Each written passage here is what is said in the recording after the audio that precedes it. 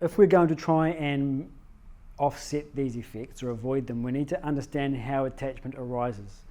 So he says, attachment arises because of indiscriminate thought. And there's a quote here from the Vedanta Treatise where he says, mental indulgence when your mind on its own flows towards an object. So indiscriminate thought means that the mind is flowing on its own without your permission. You have not consciously decided, yes, I am going to think about this for these very good reasons. So the solution to attachment is extremely simple. It's not always extremely easy, but it is extremely simple. It's nothing other than managing thought. The last session that we took was on self-development. So I'm not going to go into any of this here because this was the entire last session that we took. But the long-term solution is our self-development and integrating the 3 self-development practices. This will ensure that we don't develop attachment and that we start to let go of our existing attachments. But we need some short-term solutions as well. So when it comes to the short-term solutions, we've got 2. One's in the morning and one's in the evening. The first is daily reflection. The reason that this works is because what we are doing is associating with these ideas. Attachment versus love, attachment versus detachment. The mere association with the ideas brings them to our awareness. It keeps them in our awareness. A reference I've got here, you won't be able to read the bottom, but the bottom is the journal article. What they basically did, I'm paraphrasing the study. So they got a bunch of people into a room and asked them a series of questions, and within the questions for the test group, they said, how many of the 10 commandments can you name? And one person got 2, another person got 1, another person got all 10, someone got, whatever. But they just asked that question. And the control group, they said, name 10 books that you read at high school. And one person could name 10, one person could name 2, one person could name 1. And then at the end, they were given the opportunity to self-report their score.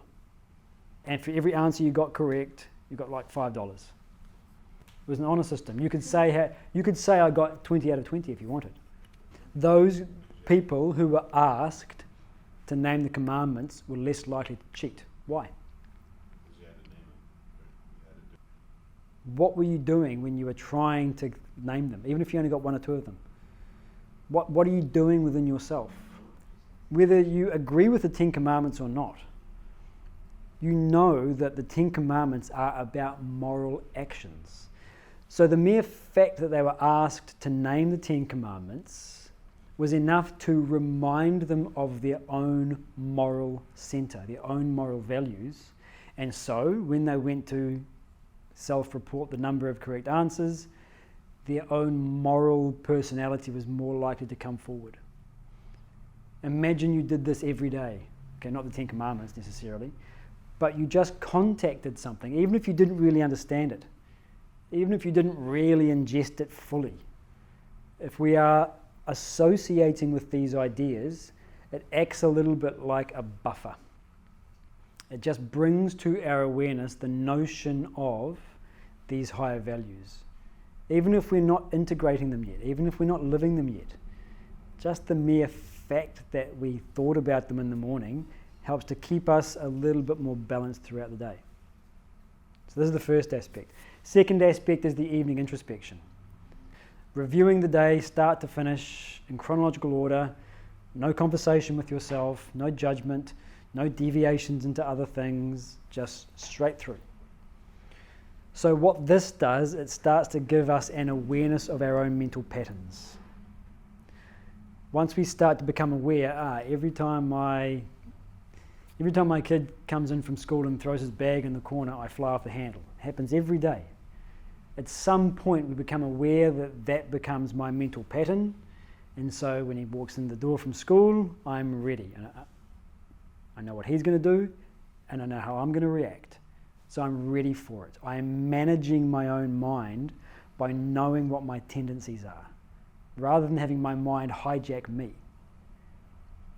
So these are very simple things that we can start to do tomorrow.